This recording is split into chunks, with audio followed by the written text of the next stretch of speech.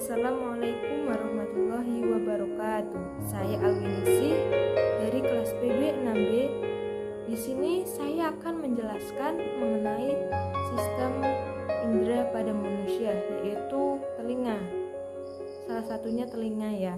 Nah, telinga ini fungsinya berkaitan erat dengan keseimbangan dan pendengaran. Nah, telinga itu mempunyai 3 bagian.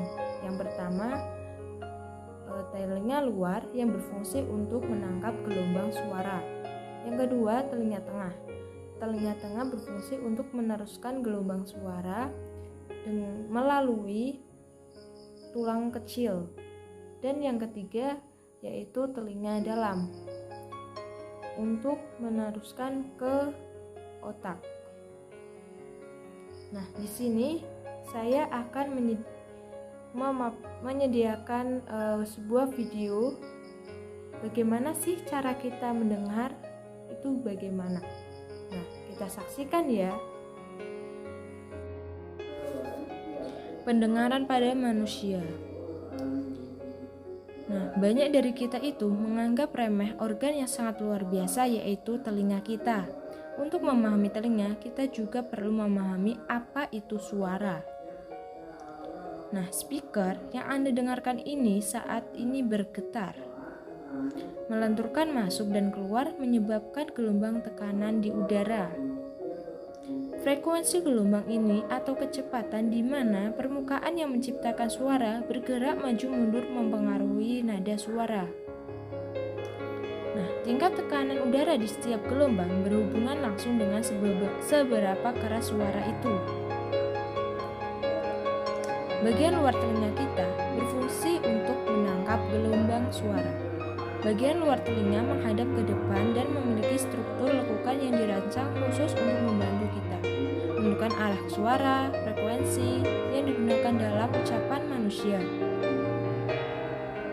Kemudian setelah gelombang suara ditangkap lalu berjalan melalui saluran telinga dan sampai ke gendang telinga kita, membran tipis dengan lebar sekitar 10 mm. Sekarang setelah menerima suara, telinga tengah mentransfer energi ini. Tulang terkecil di tubuh Anda yaitu malleus, incus, dan stapes mulai bergerak. Malleus melekat pada gendang telinga dan saat suara bergerak sepanjang gaya diperkuat oleh pengungkit sampai tiba di stapes. Yang bertindak sebagai piston terbalik yang menciptakan gelombang dalam cairan telinga. Peningkatan tekanan yang paling signifikan disebabkan oleh amplifikasi pneumatik. Nah, stapes memiliki luas permukaan 3,2 mm persegi, sedangkan gendang telinga memiliki luas permukaan 55 mm persegi. Dengan menggunakan ini bersama dengan pengungkit melalui malleus dan incus, tekanan akhir adalah 22 kali lebih besar daripada saat pertama kali tiba. Kemudian berlanjut pada bagian yang paling rumit dari pendengaran yaitu koklea.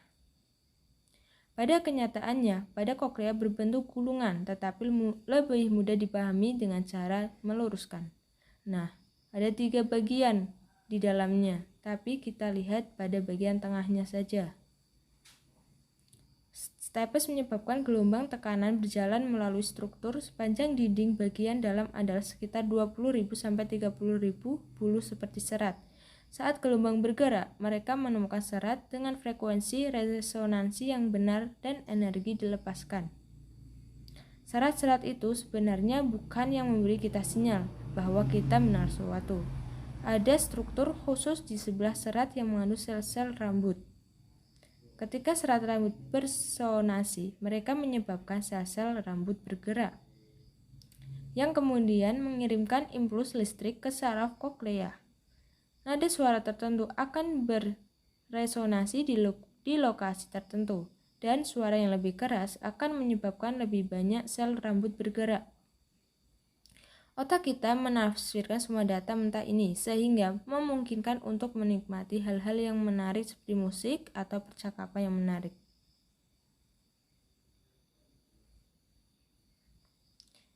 ini hanyalah salah satu sistem yang menakjubkan.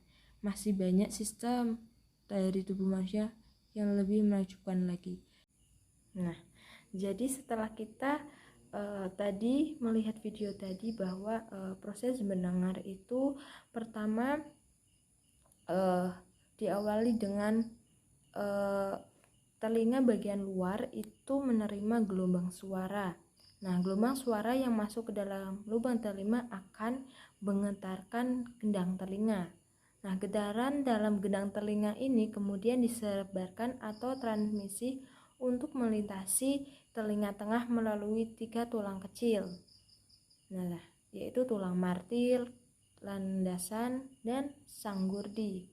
Kemudian telinga tengah itu dihubungkan ke faring oleh tabung eustachius. Getaran dari tulang sanggurdi disebarkan ke telinga dalam melalui membran jendela oval ke koklea yang berisi cairan limfa. Nah, getaran dari jendela oval ke dalam cairan limfa dalam ruangan koklea dengan organ kortil. Sel rambut yang terdalam dalam organ kortil itulah yang menjadi respon getaran yang sebenarnya.